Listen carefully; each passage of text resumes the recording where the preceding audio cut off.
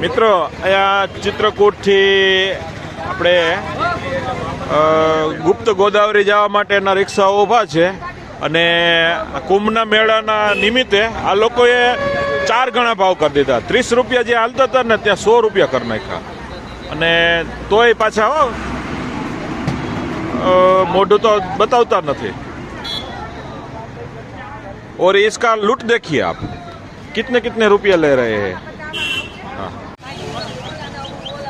ચાલો, ગુપ્ત ગોદાવરી માટે આપણે રિક્ષા બુકિંગ કરી છે અને અરવિંદભાઈ પણ ત્યાંથી પેલા મેડમને કહીને આવ્યા છે કે હવે અમે જઈશું અને આવશું.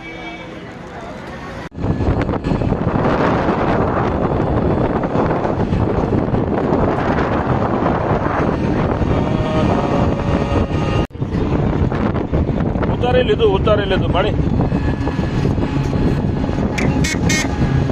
જ્યાં ઉતારવા જેવું હોય ને બધું ઉતરી જ ગયું હોય. હોય ને એને બધું એને કાંઈ અજાણ્યું ન રહે.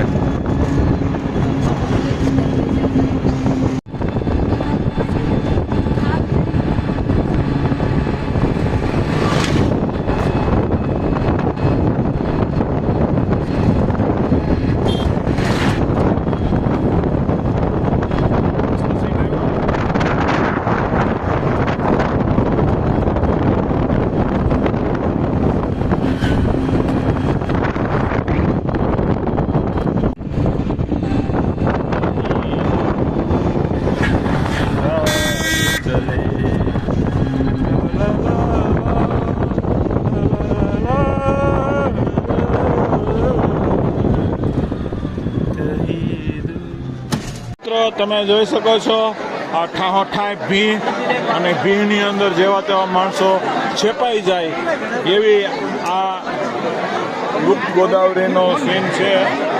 અને એમ થયું કે આમાં ન ગયા હોત તો મજા આવત. એક જણા તો ખીજાણા મારી ઉપર. મિત્રો તમે આ જોઈ રહ્યા છો ગુપ્ત ગોદાવરીના દર્શન માટે જઈ રહ્યા છે અને એટલી ભીડ છે કે સામાન્ય માણસ આમાં ન જઈ શકે. એટલી ભીડ એટલે એની વાત પૂછોમાં.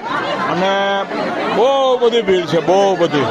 અમારે ઓલી વાત એમ કહી દીધું કે હવે આવી ભીડ વાળા બીજે ક્યાં આપણે જવાનું થતું નથી.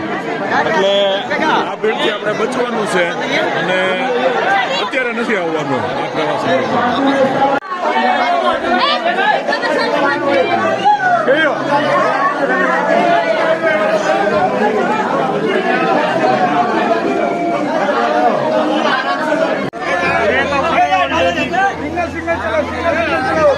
सिंगल है भैया ने